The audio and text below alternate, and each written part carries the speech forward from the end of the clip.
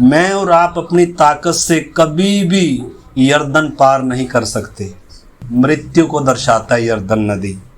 तो सबसे पहले आइए हम उत्पत्ति की किताब निकालें। अब्राहम से परमेश्वर ने जो वायदा किया, उत्पत्ति की किताब 13 अध्याय का 14 से। जब लूत अब्राहम से अलग हो गया, तब उसके पश्चात यहोवा ने अब्राहम से कहा, आँख उठाकर जिस स्थान पर तू है वहाँ से उत्तर, दक्षिण, पूरब, पश्चिम चारों ओर दृष्टि कर, क्योंकि जितनी भूमि तुझे दिखाई देती है उस सब को मैं तुझे और तेरे वंश को युग युग के लिए दूंगा। और मैं तेरे वंश को पृथ्वी की धूल के किनकों के समान बहुत करूंगा, यहाँ तक कि जो कोई पृथ्वी की धूल के किनकों को गिन सकेगा वही तेरे वंश को भी गिन सकेगा। उठ, इस देश की लंबाई और चौड़ाई में चल फिर, क्योंकि मैं उसे तुझे को दूंगा। परमेश्वर ने अब्राहम से क्या किया है? वायदा किया है, प्रतिज्ञा की है, वाचा बांधी है। कनान देश में तेरे वंश को सदा के लिए दूंगा। 15 अध्याय भी निकालेंगे 18 से। इसी दिन यहोवा ने अब्राहम के साथ यह वाचा बांधी, मिस्र के महानद से लेकर फरात नामक बड़े नद तक जितना देश है, अर्थात केनियों, कनिजियों, कदमोनियों, हित्तियों, परिजियों, रपाइयों, एमोरियों, कनानियों, गिर्गासियों और यबूसियों का देश मैंने तेरे वंश को दे दिया है। आमीन।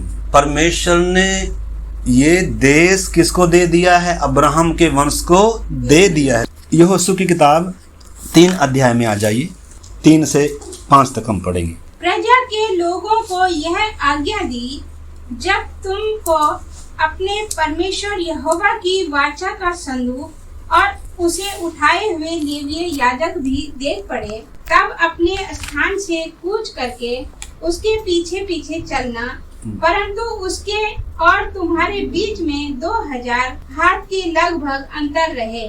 तुम संदूक के निकट न जाना, ताकि तुम देख सको कि किस मार्ग से तुमको चलना है, क्योंकि अब तक तुम इस मार्ग पर होकर नहीं चले। फिर यहोशू ने प्रजा के लोगों से कहा, तुम अपने आप को पवित्र करो, क्योंकि कल के दिन यहोवा तुम्हारे मध्य में आश्चर्य कर्म करेगा। तब यहोशू ने याजकों से कहा, वाचा का संदूक उठाकर प्रजा के आगे आगे चलो। तो सबसे पहले तो हम देखें कि यर्दन नदी उस समय बारिश का समय था। उस समय परमेश्वर उधर उनको लेकर आया और यर्दन नदी किनारे किनारे तक बह रही है। मतलब उधर एक बहुत भयानक स्थिति है, कोई भी क्या नहीं कर सकता, उसको पार नहीं कर सकता। ये पार कैसे होगी? संदूक आगे आगे जाएगा। संदूक कौन है? प्रभु यीशु मसीह है। हम उसको देखेंगे। यहोशू ने कहा 3 दिन तक अपने आप को क्या करो? तैयार करो। क्या तैयार करना है? कि परमेश्वर ये हमारी ताकत से नहीं होगा, हमारे बल से नहीं होगा। बहुत बार अपने बल पर, अपनी ताकत पर जब तक हम प्रयास करेंगे ना, तब तक हम स्वर्गीय आशीषों को कभी भी अनुभव नहीं कर सकते। मतलब परमेश्वर ने कहा मेरी आत्मा के द्वारा होगा। इसको समझने के लिए आपको मालूम है, उत्पत्ति 17 अध्याय में से एक आयत पढ़ेंगे और फिर हम आगे चलते हैं संदूक के पीछे। उत्पत्ति 17 अध्याय 1 आयत। जब अब्राहम 99 वर्ष का हो गया, तब परमेश्वर कह रहा है, मैं सर्वशक्तिमान परमेश्वर हूं, मेरी उपस्थिति में चल और सिद्ध होता जा। मतलब अब्राहम जब 99 वर्ष का हो गया, जब अपनी ताकत, अपना बल सब खत्म हो गया, मतलब परमेश्वर की आशीषों को अपने बल से, अपनी ताकत से नहीं, बल्कि उसके ऊपर संपूर्ण भरोसा रखना पड़ेगा। यीशु मसीह पर मेरा संपूर्ण भरोसा। अब्राहम के सामने बहुत ऐसी हालातें आई। रोमियो 4 अध्याय भी निकाल लीजिए 18 वचन से। क्या समझना है हमने? 3 दिन तक यर्दन के पार क्यों खड़े हैं? ताकि अपने बल पर नहीं, अब आगे की सारा सफर परमेश्वर पर संपूर्ण भरोसा रखना है। जैसे इधर हम अब्राहम को देखते हैं, लिखा है उसने निराशा में भी आशा रखकर विश्वास किया। जब तक अब्राहम के अंदर अपना बल था, अपनी ताकत थी, उसने हाजिरा के द्वारा इस्माइल को पैदा कर लिया। अगर इसहाक को भी अब्राहम अपने बल से, अपनी ताकत से पैदा कर लेगा तो फिर प्रतिज्ञा कहाँ रही, फिर परमेश्वर का क्या रोल रहा। अब्राहम ने अपने बल से किसको पैदा कर लिया? दासी के द्वारा इस्माइल को पैदा कर लिया, जो आज तक भी क्या है, दुनिया में जितने भी मुसलमान देश है ना, कल 57 देश मिलकर एक मंच पर इकट्ठा हुए हैं कि इजराइल के साथ क्या किया जाए। किसकी संतान है? इस्माइल के द्वारा, अब्राहम का ही वंश है वो भी, लेकिन दासी की संतान है, वो वारिस नहीं हो सकती, बल्कि परमेश्वर की प्रतिज्ञा के अनुसार इसहाक का जन्म होता है और वो वारिस होगा। अब्राहम को ये बहुत देर में समझ में आया, उसको समझ में आ गया कनान देश इस्माइल के लिए नहीं है। तो इधर हम देखते हैं अब्राहम जब तक उसको अपनी ताकत पर भरोसा था, तब अगर उसको प्रभु इसहाक देता तो अब्राहम को अपना बोलने के लिए, घमंड करने के लिए, ये मेरा है बोलने के लिए होता कि नहीं होता। आगे चलकर इसहाक को वेदी पर रस्सी से बांधकर उसने छुरा क्यों रख दिया? क्योंकि उसको मालूम हो गया ये मेरे बल से नहीं था, ये मेरी ताकत से नहीं था, ये परमेश्वर ने दिया है, ये परमेश्वर का है और इसके ऊपर किसका ही हक है? उसका हक है। मतलब बात को समझना, 3 दिन ये क्या सोच रहे हैं या क्या समझना है इन्होंने? अपनी ताकत से तो नहीं जा सकते, ये तो पहले भी देख लिया। 32 लाख की भीड़ 39 साल पहले परमेश्वर इधर लेकर आया था, लेकिन वो अविश्वासी निकले, इसलिए परमेश्वर उनको वापस ले गया, मरुभूमि में घूमते रहे। और उसके बाद हम देखते हैं 2.5 गोत्रों ने क्या फैसला किया कि हम यर्दन के पार नहीं जाएंगे। 2.5 गोत्रों की सोच कैसी थी? हमें परमेश्वर में और आगे बढ़ने की जरूरत है, छुटकारे का अनुभव पाया है, परमेश्वर की भलाइयां चखी है 2.5 गोत्रों ने भी, लेकिन उन्होंने क्या निर्णय किया? हम यर्दन के पार उस देश में, मतलब हमारा कोई हिस्सा नहीं होगा, यरूशलेम में हमारा कोई हिस्सा नहीं है।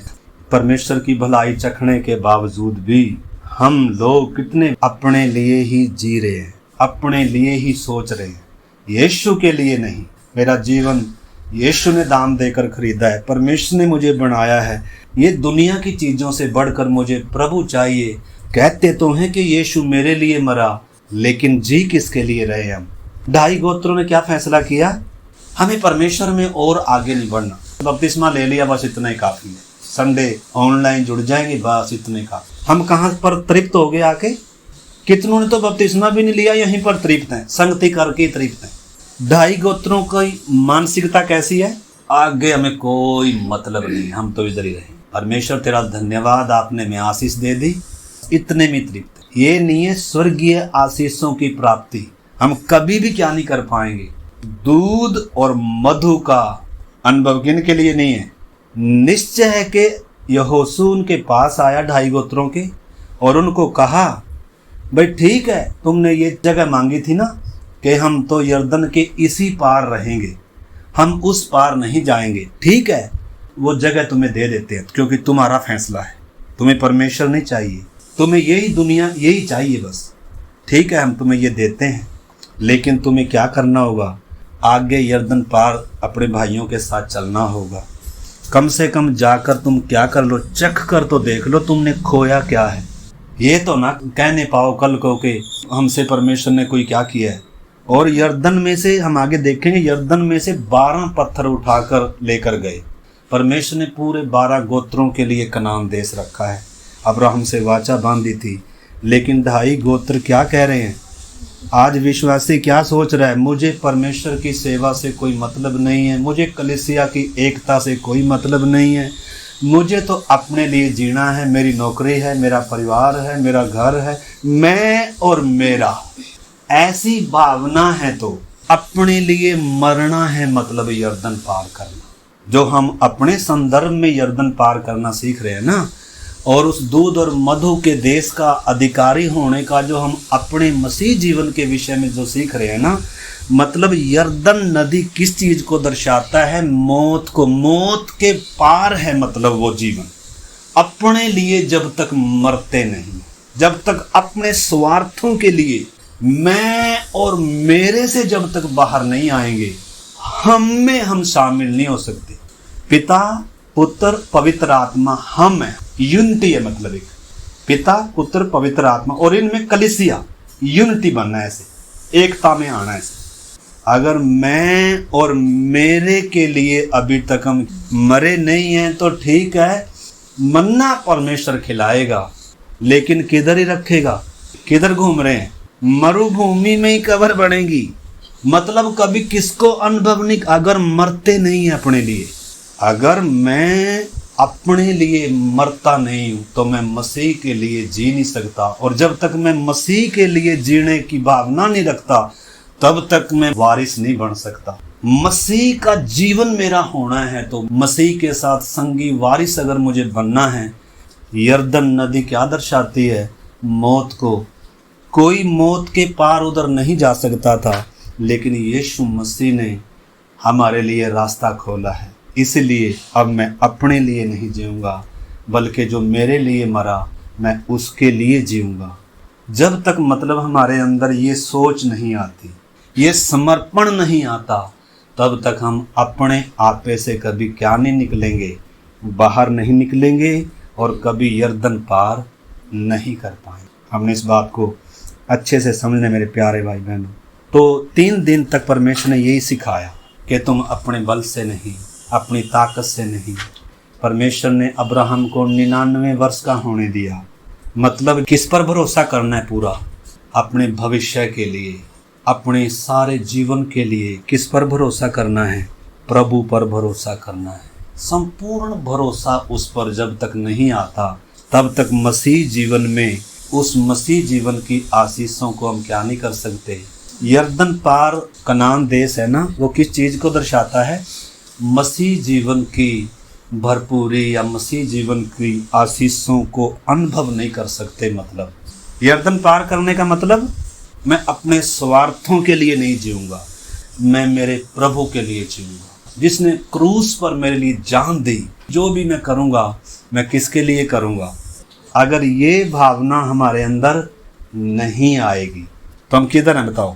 यरदन के इसी पार घूम रहे हैं। कितने साल चक्कर काटते रहे इजरायली, परमेश्वर पर भरोसा नहीं हुआ कि उसने हमारे लिए अच्छा सोच के रखा हुआ है, वो हमारे लिए लड़ेगा, उसने वायदा किया है, वो बुड़बुड़ाते ही रहे। मिस्र प्रिय लगने वालों को तो परमेश्वर ने मरुभूमि में ही, वो तो क्या हो गए, खत्म हो गए। लेकिन 2.5 गोत्र मिस्र में तो नहीं जाएंगे, लेकिन वो मोआब का क्षेत्र है सारा, उधर को सिहोन और ओग जैसे ताकतवर राजा उधर बसते थे। उनकी वो अच्छी भूमि देखकर उनका मन क्या हो गया, फिसल गया। उन्होंने क्या देखा? अच्छी तराई देखी। हमारे बच्चे इधर अच्छे से परवरिश कर सकेंगे, हमारे डंगर भैंस भेड़ बकरियां इधर अच्छे से, मतलब मैं और मेरा काम, मेरी नौकरी, मेरा बिजनेस, मेरे बच्चे, मेरा परिवार। क्या सोच है तुम्हारी? अपने लिए जो जीता है, जो अपनी ही सोचता है, जो मैं और मेरे में रहता है, जो अपने लिए मरेगा नहीं मेरे प्यारे भाई बहनों, अपने स्वार्थ के लिए, अपने लाभ की बातों को जब तक हानि नहीं समझेंगे, कूड़ा नहीं समझेंगे, पौलुस के समान जब तक नहीं कहेंगे अब मैं जीवित न रहा, मसीह मुझ में और आप में क्या नहीं हो सकता, जी नहीं सकता, तो हमें किससे बाहर आना होगा? अगर यरदन के उस पार का मसीह जीवन का अनुभव करना है तो हमें क्या करना होगा? अपने स्वार्थों के लिए मरना होगा। अपनी इच्छा, अपनी योजना को क्या करना होगा? अगर हम अपनी योजना बनाकर चलेंगे परमेश्वर की योजना से बाहर हो जाएंगे। अगर हम अपनी इच्छा के अनुसार चलेंगे हम कभी भी पवित्र आत्मा की प्रेरणा को समझ नहीं पाएंगे मेरे प्यारे भाई बहन। तो इस करके समझना है। अब निकालें 3 दिन हमने समझ लिया। 3 दिन क्या एहसास करना है इन्होंने? मेरे ताकत से, मेरे बल से नहीं होगा प्रभु, मैं संपूर्ण भरोसा तुझ पर रखता हूँ। मैं संदूक को देखते हुए क्या करना है, आगे पढ़ूंगा। तो यहोशू की किताब निकाल लीजिए। मेरे जीवन के द्वारा परमेश्वर की महिमा हुई है। अगर मैं कहता हूँ यीशु मसीह मेरे लिए मरा, तो अब मुझे किसके लिए जीना है? मसीह के लिए जीना है। जब तक मैं अपने स्वार्थों से बाहर नहीं आऊँगा मैं उस चीज़ को सोच भी नहीं सकता। तो आइए हम देखते हैं यहोशू 3 अध्याय का 8 से हम पढ़ेंगे। और तू वाचा के संदूक के उठाने वाले याजकों को यह आज्ञा दे, जब तुम यरदन के जल के किनारे पहुँचो तब यरदन में खड़े रहना। तब यहोशू ने इजरायलियों से कहा, पास आकर अपने परमेश्वर यहोवा के वचन सुनो। और यहोशू कहने लगा, इससे तुम जान लोगे कि जीवित ईश्वर तुम्हारे मध्य में है। वह तुम्हारे सामने से निस्संदेह कनानियों, हित्तियों, हिब्बियों, परिज्जियों, गिरगासियों, एमोरियों और यबूसियों को उनके देश में से निकाल देगा। सुनो, पृथ्वी भर के प्रभु की वाचा का संदूक तुम्हारे आगे आगे यरदन में जाने पर है। इसलिए अब इज़राइल के गोत्रों में से 12 पुरुषों को चुन लो, वे एक एक गोत्र में से एक हों। और जिस समय पृथ्वी भर के प्रभु की वाचा का संदूक उठाने वाले याजकों के पांव यरदन के जल में पड़ेंगे, उस समय यरदन का ऊपर से बहता हुआ जल थम जाएगा और ढेर होकर ठहरा रहेगा। इसलिए जब प्रजा के लोगों ने अपने डेरों से यरदन पार जाने को कूच किया और याजक वाचा का संदूक उठाए हुए प्रजा के आगे आगे चले और संदूक के उठाने वाले यरदन पर पहुँचे और संदूक के उठाने वालों याजकों के पांव यरदन के तीर में जल में डूब गए। यरदन का जल तो कटनी के समय से सब दिनों अपने तट के ऊपर ऊपर बहा करता था। तब जो जल ऊपर से बहा आता था वह बहुत दूर अर्थात आदाम नगर के पास जो सारतास के निकट है रुककर ढेर हो गया और दीवार सा उठा रहा। और जो जल अराबा का ताल जो खारा ताल भी कहलाता है उसकी ओर बहा जाता था वह पूरी रीति से सूख गया। और प्रजा के लोग यरीहो के सामने पार उतर गए और याजक यहोवा की वाचा का संदूक उठाए हुए यरदन के बीचों बीच पहुंचकर स्थल पर स्थिर खड़े रहे और इजरायली स्थल ही स्थल पार उतरते रहे। अंत में उस सारी जाति के लोग यरदन पार उतर गए। यरदन का इतना भयानक दृश्य है। यरदन नदी मृत्यु को दर्शाता है, मतलब कोई पार नहीं जा सकता। लेकिन कैसे ये 2 भाग हो गई? जब याजकों के कंधे पर वाचा का संदूक है, उसमें वाचा की 2 पट्टियां हैं जिसमें 10 आज्ञाएं लिखी हुई हैं। मन्ना का एक कटोरा भी रखा हुआ है वाचा के संदूक में और उसमें हारून की छड़ी भी है। वाचा का संदूक है, वो याजकों ने अपने कंधे पर उठाया है और जैसे ही उन्होंने यरदन के पानी में अपने पांव रखे उसी समय जल इतनी तेजी से बहता हुआ पानी जम गया, मतलब ऐसे, और सूखी भूमि क्या हो गई बीच में से। ये किस चीज को दर्शाता है? जब प्रभु यीशु मसीह क्रूस के ऊपर बलिदान हुआ, यानी कि उस मृत्यु को जब उसने लिया, बीच का पर्दा ऊपर से लेकर नीचे तक 2 भाग हो गए। मतलब अब एक व्यक्ति को मौत क्या नहीं कर सकती, डरा नहीं सकती। शैतान की प्रभुताओं को क्या कर दिया? तोड़ दिया। सर्प के सिर को कुचल दिया, मार्ग खोल दिया। पहला यूहन्ना 3 का 8 वचन पढ़ें इसको समझने के लिए। परमेश्वर का पुत्र इसलिए प्रकट हुआ ताकि शैतान के कामों को क्या करे? नाश करे। इंसान को पाप ने गुलाम बनाकर रखा था, पाप के कारण मृत्यु ने मार के रखा था, बांध के रखा था। लेकिन यीशु मसीह ने क्या कर दिया? उस मौत की सजा को यीशु ने अपने ऊपर लिया क्रूस पर जब वो बलिदान हो रहा है। इब्रानी 2 का 14, 15, 20 के साथ मिलाकर पढ़ेंगे। इब्रानियों की पत्री 2 अध्याय 14 और 15 वचन। इसीलिए जबकि लड़के मांस और लहू के भागी होते हैं तो वह आप भी उनके समान उनका सहभागी हो गया, ताकि मृत्यु के द्वारा उसे जिसे मृत्यु पर शक्ति मिली थी अर्थात शैतान को निकम्मा कर दे। मनुष्य के ऊपर क्या क्या चीज राज कर रही थी? शैतान, पाप और मृत्यु इंसान के ऊपर क्या कर रही थी? राज कर रही थी। कोई भी परमेश्वर की आशीषों को क्या नहीं कर सकता था? अनुभव नहीं कर सकता था। मतलब मृत्यु के पार हो ही नहीं सकता था। इंसान अपने ज्ञान से, अपनी बुद्धि से, अपनी भक्ति से, अपने बल से पूरी दुनिया में कोई भी क्या नहीं कर सकता? शैतान को हरा नहीं सकता, मृत्यु को हरा नहीं सकता, पाप की कीमत अदा नहीं कर सकता। इधर 2 का 14 में हमने पढ़ा इसलिए जबकि लड़के मांस और लहू के भागी हैं, तो वह आप भी उनके समान उनका सहभागी हो गया। मतलब जैसे बच्चे होते हैं लहू और मांस के, ऐसे ही प्रभु यीशु मसीह बन गया ताकि शैतान को क्या कर दे, निकम्मा कर दे। इधर लिखा है ना, ताकि मृत्यु के द्वारा उसे, जिसे मृत्यु पर शक्ति मिली थी, अर्थात शैतान को निकम्मा कर दे, और जितने मृत्यु के भय के मारे जीवन भर दास्ता में फंसे थे उन्हें छुड़ा ले।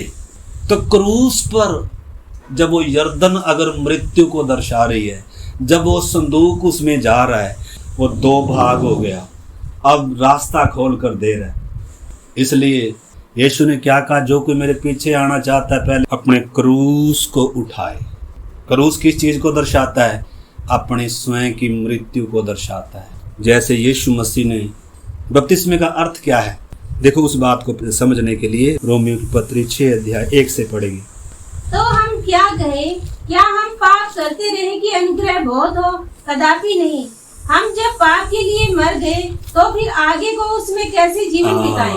पाप के लिए मतलब अपनी इच्छा के लिए जब हम क्या हो गए, मर गए। बपतिस्मा है क्या वास्तव में? यीशु के पीछे चलने का अर्थ है क्या वास्तव में? कुछ आशीष पाने का मार्ग नहीं है ये।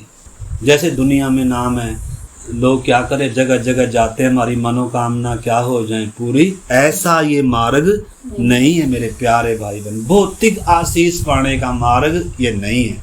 भौतिक आशीष के लिए तो आप किसी को भी मान लो, हमसे ज्यादा, मसीहों से ज्यादा, देखो टाटा, अंबानी, देखो ना कितने बड़े बड़े धनवान हैं, ये यीशु को थोड़ा मानते हैं। लेकिन मृत्यु क्या कर रही है? सबके ऊपर राज कर रही है। शैतान ने क्या करके रखा हुआ है? बांध कर, गुमराह कर कर और नाश की ओर लेकर जा रहा है। लेकिन इधर हम देखते हैं, लिखा है, तो हम क्या कहें? क्या हम पाप करते रहें कि अनुग्रह बहुत हो? कदापि नहीं। हम जब पाप के लिए मर गए तो हम फिर आगे को उसमें कैसे जीवन बिताएं? क्या तुम नहीं जानते कि हम सब जिन्होंने मसीह का बपतिस्मा लिया है उसकी मृत्यु का बपतिस्मा लिया है? मतलब उसके साथ क्या होते हैं? सहभागी हो रहे हैं। मतलब पहले मर रहे हैं, फिर दफनाई हो रही है और फिर जी उठ रहे हैं नया जीवन। जैसे यीशु मसीह मरा, ऐसे ही हम भी यीशु मसीह में क्या हो रहे हैं? सहभागी हो रहे हैं। पानी की डुबकी नहीं है बपतिस्मा, बल्कि उसका गहरा अर्थ है पाप के लिए मरकर, अपनी मन मर्जी के लिए मरकर, प्रभु तेरे लिए मैं जीऊंगा, तू मेरा प्रभु है, मैं तेरा दास हूं। प्रभु होने का मतलब क्या है? मेरी मर्जी नहीं, तेरी मर्जी मेरे जीवन में पूरी हो। हे मेरे सृजनहार परमेश्वर, तेरी मर्जी मेरे जीवन में पूरी कर।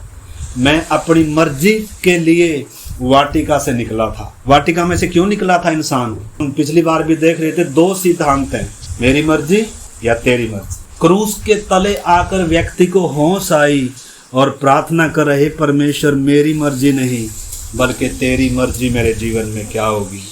यहाँ से मसीह जीवन की शुरुआत होती है। मैं अपनी मन मर्जी के लिए नहीं जीऊँगा, बल्कि जो मेरे लिए मरा मैं उसके लिए जीऊँगा। मरे हुए व्यक्ति की दफनाई है। बपतिस्मा क्या है? जो व्यक्ति पाप के लिए जीने वाला था, अपनी मनमर्जी से चलने वाला था, जब इसको होश आई, पवित्र आत्मा ने, परमेश्वर के वचन ने जब इसके जीवन में काम किया, और जब ये यीशु मसीह को अपना प्रभु और उद्धारकर्ता स्वीकार कर रहा है, तो वास्तव में हो क्या रहा है? पानी में डूबकर बपतिस्मा लेने का मतलब क्या है? पुराने जीवन के लिए, अपनी इच्छा, अपनी अभिलाषा के लिए मरे हुए उस व्यक्ति की दफनाई है बपतिस्मा। यीशु मसीह के साथ एक होना है, उसकी मृत्यु में एक हो रहे हैं। अतः उस मृत्यु का बपतिस्मा पाने से हम उसके साथ गाड़े गए। उसके साथ गाड़े गए, ताकि जैसे मसीह पिता की महिमा के द्वारा मरे हुओं में से जिलाया गया, वैसे ही हम भी नए जीवन की सी चाल, वैसे ही जैसे यीशु यरदन में उतर रहा है, मैं भी उतर रहा हूं, उसके पीछे पीछे जा रहा हूं। यीशु ने कहा, जो मुझ पर विश्वास करता है वो मृत्यु के पार होकर जीवन में प्रवेश कर चुका है। बपतिस्मा क्या है? अपनी इच्छा के लिए मरकर प्रभु की इच्छा के लिए समर्पण है, उसकी आज्ञा का पालन है, शुद्ध विवेक से परमेश्वर के वश में हो जाना है बपतिस्मा, परमेश्वर की महिमा के लिए जीना है बपतिस्मा। अब अपने जीवन के द्वारा प्रभु तेरी महिमा करूँगा। जब इस समर्पण में आते हैं तो उन स्वर्गीय आशीषों को हम अपने जीवन में क्या करते हैं? अनुभव करते हैं। देखिए, परमेश्वर का राज्य खाना पीना नहीं है, परंतु वो आनंद है, वो मेल मिलाप है जो किससे होता है? पवित्र आत्मा से होता है। परमेश्वर की उपस्थिति का जीवन। मैं यीशु मसीह के साथ मर गया, यीशु मसीह के साथ गाड़ा गया और अब यीशु मसीह के साथ क्या भी हो गया? इधर लिखा है, अतः उस मृत्यु का बपतिस्मा पाने से हम उसके साथ गाड़े गए, ताकि जैसे मसीह पिता की महिमा के द्वारा मरे हुओं में से जिलाया गया, वैसे ही यीशु ने कहा, मेरी भेड़ मेरा शब्द पहचानती है और मेरे पीछे पीछे हो लेती। 2 कुरिन्थियों 5:14-15। क्योंकि मसीह का प्रेम हमें विवश करता है, मजबूर कर देता है कि मैं अब अपने लिए नहीं जीऊंगा, मैं पाप के लिए नहीं जीऊंगा, मैं संसार के लिए नहीं जीऊंगा, मैं संसार की रीति पर नहीं चलूंगा। जब पवित्र आत्मा का और क्रूस के संदेश का काम एक पापी के जीवन में होता है, पहली सदी में आप देख सकते हैं, उन्होंने सब कुछ यीशु के लिए क्या कर दिया? कुर्बान कर दिया, अपनी जान दे दी, अपना खून दे दिया, सब को। जब पेंतेकुस्त का दिन आया और पतरस प्रचार कर रहा था, सुनने वालों के हृदय छिद गए और उन्होंने क्या किया? उस वचन को, उस मसीह को स्वीकार किया और उन्होंने क्या लिया? डूब कर बपतिस्मा लिया। और वो क्या कर रहे थे बताओ? लिखा है, अपनी संपत्ति को बेचकर, यानी कि जो अपने लिए, मैं और मेरे बच्चे। आपको मालूम है, क्रूस का प्रेम उनको विवश कर रहा है, पवित्र आत्मा का काम उनके हृदयों में हो रहा है। अभी हम ये नहीं कह रहे कि हम मतलब अपना सब कुछ बेच कर किधर लेकर आओ ना, लेकिन ऐसा मन, ऐसी भावना मेरे अंदर भी होगी, मैं प्रभु के लिए क्या दे सकता हूँ, मैं उसकी कलीसिया के लिए क्या कर सकता हूँ। अगर उसने मेरे लिए अपना खून दिया, अपना प्राण दिया, अपनी जान दी, पिता ने अपना इकलौता दिया, इकलौते ने अपना खून दिया, और क्या मैं अभी भी अपने लिए जी रहा हूँ? तो मरुभूमि में घूमते रहेंगे। दूध और मधु का जो मसीह जीवन की जो मिरास है, जो ऊंचा अनुभव है, उसको हम कभी अनुभव नहीं कर पाएंगे। इधर फिर से मैं एक बार पढ़ता हूँ, क्योंकि मसीह का प्रेम हमें विवश कर देता है, इसलिए कि हम यह समझते हैं कि जब एक सब के लिए मरा तो सब मर गए, और वह इस निमित्त सब के लिए मरा कि अब जो जीवित है, पौलुस कहता है, अब जो मैं जीवित हूँ, किसके लिए जीवित हूँ? मसीह के लिए जीवित हूँ। अपने लिए मरना है यर्दन, ऐसा समर्पण आ जाए, पवित्र आत्मा का आनंद हर दिन अनुभव करें, जय का जीवन हर दिन अनुभव करेंगे। मौत कभी डरा नहीं सकती, शैतान कभी डरा नहीं सकता। चाहे कैंसर हो जाए मुझे, चाहे सारी किडनियां खराब हो जाएं, हे मौत तेरी जय कहाँ है? अन्यथा तो हमें थोड़ा सा दुख आएगा, बुखार आएगा, अगर मेरा विश्वास मेरे यीशु पर नहीं है तो मौत मेरे ऊपर क्या करेगी बताओ? मौत का भय राज करेगा। अगर मैं अपने लिए जी रहा हूँ, अपनी मनमर्जी से जीना ही क्या है? गुनाह है। 2 सिद्धांत है, या तो अपनी मर्जी से जी, वो फल नहीं खा सकता। ज्वाला में तलवारों के साथ करूब खड़े हैं, वाटिका के बाहर जा। वाटिका में तूने अगर रहना है, जीवन के वृक्ष से अगर तूने खाना है, तो अपनी मर्जी को क्रूस पर चढ़ा। विश्वास कर, मेरे परमेश्वर ने जो मेरे लिए रखा है, मेरी भलाई के लिए रखा है, मेरे अच्छे के लिए रखा है। 2 सिद्धांत समझ में आए कि नहीं? आदम और हवा कब रह सकते हैं? जब परमेश्वर पर पूरा भरोसा है, परमेश्वर के प्रति आज्ञाकारिता है, परमेश्वर मेरी मर्जी नहीं तेरी मर्जी, जो तूने कहा है उसके खिलाफ कभी नहीं जाएंगे। लेकिन अगर अपनी मर्जी से चलना है तो वाटिका में रह नहीं सकते। आपको मालूम है, क्रूस के द्वारा हम किधर आते हैं? वाटिका में दोबारा आते हैं। और वही सिद्धांत लागू होता है, मेरी मर्जी नहीं प्रभु, मैंने सूरों का खाना खा के देख लिया, मैंने अपनी मन मर्जी से चल कर देख लिया, मौत ने मेरे ऊपर राज किया, पाप ने मेरे अंदर राज किया, शैतान ने मेरे ऊपर राज किया। जब एक अपने आप पे में पापी व्यक्ति आता है, उसके घुटने क्रूस के सामने टिके हैं और वो ये प्रार्थना करता है, परमेश्वर मेरी मर्जी नहीं, तेरी मर्जी मेरे जीवन में पूरी होगी।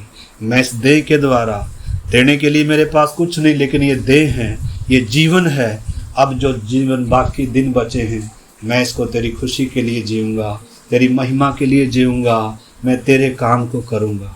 अगर हमारे अंदर ये मन, ये समर्पण नहीं है मेरे प्यारे भाई बहनों, हम वाटिका में जीवन के वृक्ष के पास नहीं आ सकते। बीच में ज्वाला में तलवार खड़ी हो जाएगी। इसलिए आइए हम परमेश्वर की इच्छा के लिए समर्पण करें, दूध और मधु का अनुभव करेंगे। मसीह जीवन की स्वर्गीय आशीषों को हम अपने जीवन में अनुभव करेंगे। एक वचन और मैं पढ़ूंगा, रोमियो 6 अध्याय 5 से मैं पढ़ता हूँ। क्योंकि यदि हम उसकी मृत्यु की समानता में उसके साथ जुट गए हैं, तो निश्चय उसके जी उठने की समानता में भी जुट जाएंगे। हमारा यीशु हमारे से पहले स्वर्ग में गया है, पहले वो मुर्दों में से जी उठा। एक दूसरा पहलू जब हम इसका देखते हैं, एक पहलू तो क्या है, हम इसी धरती पर अपने लिए मरकर उसके लिए जीते हैं। आत्मिक तौर पर मर गए, आत्मिक तौर पर ही जी उठे। लेकिन एक पहलू क्या है, वो मुर्दों में से जी उठने वालों में पहलौठा है। उसके बाद मैंने और आपने जी उठना है। अभी हमारे जी उठने का समय आ गया। हम अपने प्रभु के पास, अगर प्रभु हमारे जीते जी आ गया तो हम बदल जाएंगे। लेकिन जितने लोग मसीह में मरे हैं, सब जिलाए जाएंगे। यीशु पहला फल है, उसके आने पर उसके लोग सब क्या हो जाएंगे। इधर 2000 हाथ का गैप है, मतलब संदूक आगे चलेगा और बाकी इजरायली क्या चलेंगे पीछे। ये एक भविष्यवाणी का पहलू भी है। यानी कि प्रभु यीशु मसीह जब जा रहा था कि मैं तुम्हारे लिए घर तैयार करने जा रहा हूँ, 2000 साल हो चुके। अभी प्रभु अपनी कलीसिया के साथ मेल करने जा रहे हैं। यानी कि पहले वो जी उठा, अभी हम जितने भी मसीह में मरे हैं 2000 साल हो चुके हैं लगभग।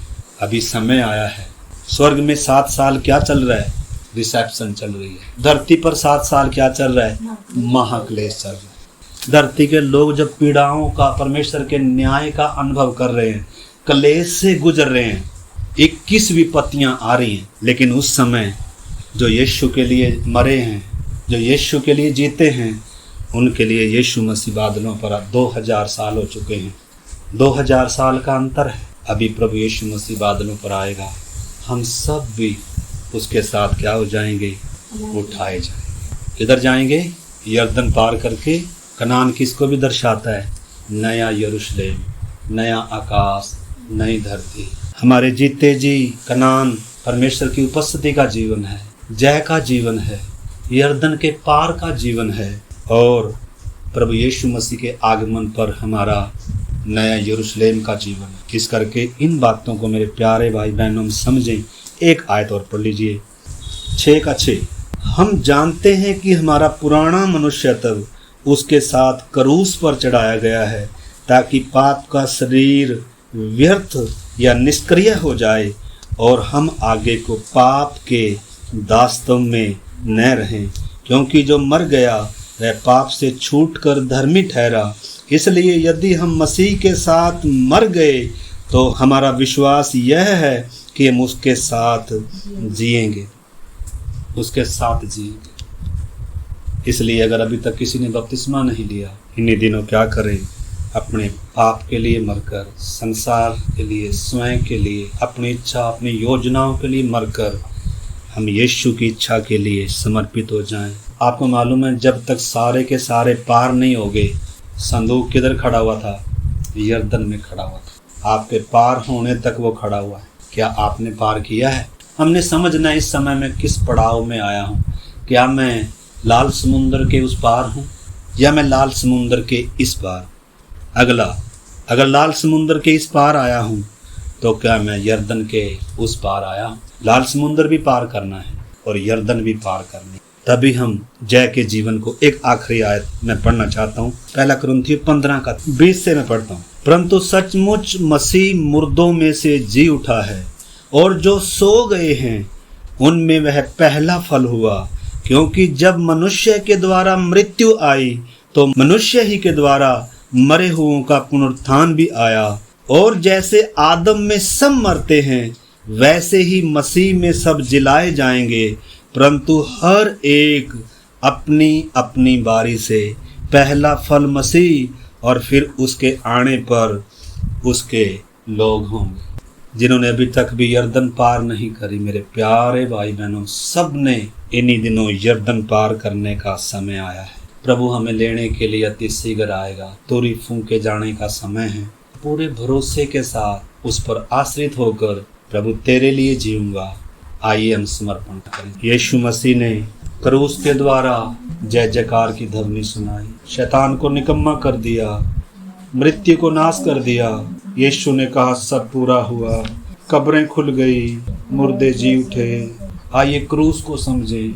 अगर हम क्रूस को नहीं समझेंगे, हम कभी भी अपने स्वार्थों से बाहर नहीं आएंगे।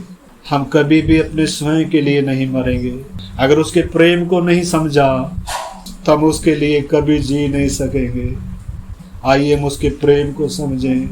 इन दिनों क्रूस को समझें, पाप की भयानकता को समझें। हे मृत्यु तेरी जय कहाँ रही। यीशु ने कहा जो मुझ पर विश्वास करता है वो मृत्यु के पार होकर जीवन में प्रवेश कर चुका है। हालेलुया। आइए एक समर्पण करें। प्रभु कोई भी इस वचन को सुनकर अनसुना न करे। आत्मा की बातों पर मन लगाएं। हम सबको आप ऐसा अनुग्रह प्रदान करें। आपके हाथ में सौंपते हैं। प्रार्थना को हमारे उद्धारकर्ता प्रभु यीशु मसीह के नाम से मांगते हैं। आमीन।